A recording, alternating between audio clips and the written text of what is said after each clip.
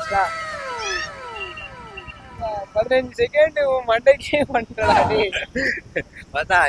மண்டை நீக்கிறது ரொம்ப கஷ்டமாச்சா. ஸோ நிறைய ட்ரூ லவ் பண்ணிட்டு என்னால் மூவ் ஆக முடியல, என்னால் அக்செப்ட் பண்ணிக்க முடியல நிறைய பேர் புலம்புறீங்களே. சிம்பிள் விஷயம் என்னன்னா, நீங்கள் நிறைய எக்ஸ்பெக்ட் பண்ணிட்டீங்க, இவ்வளோதான். So expectation kills. எதனால் சொல்கிறேன்னா, நீங்கள் வந்து உண்மையாக லவ் பண்ணியிருப்பீங்க, அவங்கள தான் வந்து ஃபியூச்சர் நினச்சிருப்பீங்க, லைஃப் லாங் அவங்க வரணும், சாவர வரைக்கும் பிளான் பண்ணியிருப்பீங்க, கனவு காண்டிருப்பாங்க. ஆமாம், கனவு காண்டிருப்பீங்க. ஸோ அந்த கனவு வந்து ஸ்டெப் பை ஸ்டெப்பாக நடந்துகிட்டே போயிட்டு இருக்கோம். அப்படியே நடந்துகிட்டே போயிட்டு இருக்கும்போது அந்த பர்சன் காணாமல் போயிடுவாங்க, விட்டு போயிடுவாங்க. ஸோ வேணான்ற மாதிரி போயிடுவாங்க. அப்போ அந்த டைம்ல உங்களுக்கு என்ன ஆகும்னா, நீங்க மெமரிஸ் எல்லாமே திங்க் பண்ணும்போது இதெல்லாமே நல்லா போச்சுல, ஸோ நம்ம இதெல்லாம் பிளான் பண்ணோம்ல, இவங்க வந்து உண்மையா இருந்தாங்க, நம்மளும் உண்மையா இருந்தோம், அப்படி இப்படி நிறைய தாட் வரும். ஸோ அந்த எக்ஸ்பெக்டேஷன் எல்லாமே வந்து ஒரு பெயினா வந்து ஹார்ட்டுக்குள்ள இருக்கும், வச்சு செய்யும், கதற செய்யும். அதனாலதான் நம்மளால மூவ் ஆக முடியல உண்மையா லவ் பண்ணிட்டா.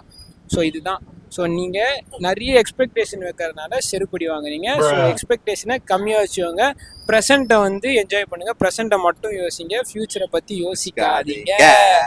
பட்டவன் சொல்கிறேன் கேட்டுக்கோங்க. அதே மாதிரி என்ன வந்துமா, அந்த லவ் பண்ணும் போதே ஹஸ்பண்ட் ரோலையும் ஒய்ஃப் ரோலையும் பிளே பண்றது. லவ் தான் பண்ணுவாங்க, ஆனா ஹஸ்பண்ட் அண்ட் ஒய்ஃப் மாதிரி இருப்பாங்க. அது தப்பு. கல்யாணம் தாலி கட்டி எல்லாம் பண்றதுக்கு முன்னாடி வரைக்கும் அதாவது நீங்க தாலி கட்டி அவன் புருஷன் பொண்டாட்டி ஆனதுக்கு முன்னாடி வரைக்கும் நீங்க புருஷன் பொண்டாட்டியா வாழக்கூடாது. அது தப்பு. நிறைய பேர் பண்ற மிஸ்டேக்கா தான். கல்யாணத்துக்கு முன்னாடி அந்த லவ் பண்ணும் போது ஹஸ்பண்ட் அண்ட் ஒய்ஃபை வாழ்றது, அப்புறம் போன அப்புறம் கதறி ஆட வேண்டியது. எவ்வளோக்கு எவ்வளோ நீங்க எக்ஸ்பெக்ட் பண்றீங்களோ அவ்வளோக்கு அவ்வளோ செருப்படி கன்ஃபார்ம். அதே மாதிரி கிளிக் ஆகிறதுக்கும் சான்ஸ், கிளிக் ஆகாதெல்லாம் சொல்ல. ஏன் நிறைய எவ்வளவோ பேர் லவ் பண்ணி கிளிக் ஆயிருக்கு. இந்த காலத்துல மோஸ்ட் ஆஃப் த லவ் புட்டுன்னு போயிடுச்சு மச்சான் ஈஸியா. அதுதான் சொல்றேன்ல, அது வந்து மிஸ் அண்டர்ஸ்டாண்டிங் நிறைய இருக்கலாம். பட் ட்ரூவா லவ் பண்றவங்களுக்கு சொல்றேன், எதனால உங்களால மூவ் ஆக முடியலன்னா, உங்களால மூவ் ஆக முடியாது. அதுதான் ஃபர்ஸ்ட் கான்செப்டே. உங்களால மூவ் ஆக முடியாது. ஏன் முடியாதுன்னா, நீங்க நிறைய எக்ஸ்பெக்ட் பண்ணிட்டீங்க, அந்த எக்ஸ்பெக்ட் பண்ணது நடக்கல, அதனால உங்களுக்கு ஒரு பெயின், அந்த பெயின்ல இருந்து உங்களால வெளியே வர முடியல, அவ்வளவுதான். ஸோ எக்ஸ்பெக்ட் பண்ணாதீங்க. இதே மாதிரி எக்ஸ்பெக்ட் பண்ணி செருப்படி வாங்க உங்க ஃப்ரெண்டை மறக்காம டேக் பண்ணுங்க. ஸோ லைஃப் எப்போ வந்து பியூட்டிஃபுல்லா இருக்கும்னா, நீ எப்போ வந்து உனக்கு எதுவுமே நிரந்தரம் இல்லை அப்படின்னு நினைக்கிறியோ அப்போ வந்து உன் லைஃப் பியூட்டிஃபுல்லா இருக்கும்.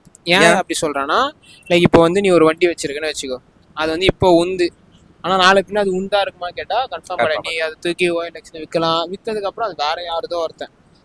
இப்போ காஃபி டீ குடிக்கிறோம், இது நிரந்தரமா ரெகுலரா குடிக்குமான்னு கேட்டா அதுதான் சொல்றேன்.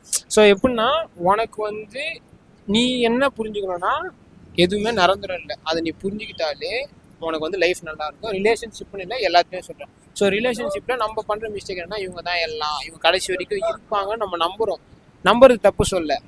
அதே மாதிரி போகிறதுக்கும் சான்ஸ் இருக்கு, அதுவுமே நம்ம வந்து அக்செப்ட் பண்ணிக்கணும். அப்போதான் உனக்கு வந்து லைஃப் பத்தின ஒரு புரிதல் கிடைக்கும்.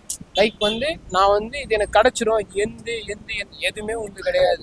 லைக் டியூட் படத்துல சொன்ன தான் ப்ராப்பர்ட்டிலாம் கிடையாது, யாருக்கு போனா வரும். ஸோ எது இருந்தாலுமே உண்டுன்ற மைண்ட் செட்டை நீ எப்போ ஓரமா வைக்கிறியோ அப்போ உன்னோட லைஃப் பியூட்டிஃபுல்லா இருக்கும். எல்லாமே எந்து நினைச்சேன்னா உன்னோட லைஃப் வந்து நாசமா லைக் எக்ஸ்பெக்டேஷன் மாதிரி. ஸோ நிரந்தரம் இல்லைன்னு சொல்றது நிறைய பேர் உணர்ந்துருப்பாங்க. எப்படின்னா, காலேஜ் படிக்கும்போது ஃபர்ஸ்ட் இயர்லேருந்து தேர்ட் இயர் ஒரு பொண்ணு தான் ஒரு பையனுக்கு வந்து நல்ல ஃப்ரெண்டாவோ, இல்லை ஒரு பையனும் நல்ல ஃப்ரெண்டாவோ இருப்பாங்க, மச்சான் தான் எல்லாமே நினைப்பாங்க. ஆனால் காலேஜ் முடிச்ச அப்புறம் அந்த பையன் இவன் எங்கேயோ இருப்பான், அவன் எங்கேயோ இருப்பான். ஸோ நிரந்தரம் கிடையாது. அதே மாதிரி தான் அம்மா அப்பாவும் சரி, நம்ம கல்யாணம் ஆகிற வரைக்கும் தான் நம்ம கூட இருப்பாங்க. லைக் அதுக்கப்புறம் என்னாச்சுன்னா, நம்ம புருஷனோ இல்லை பொண்டாட்டியோ நம்ம யார் கட்டி வைக்கிறாங்களோ அவங்க கூட இருப்பாங்க. அவங்களும் ஒரு கட்டம் தான் கூட இருப்பாங்க. சரியா? எதுவுமே நிரந்தரமா நம்ம கூடயே இருக்குமா கேட்டா இருக்காது.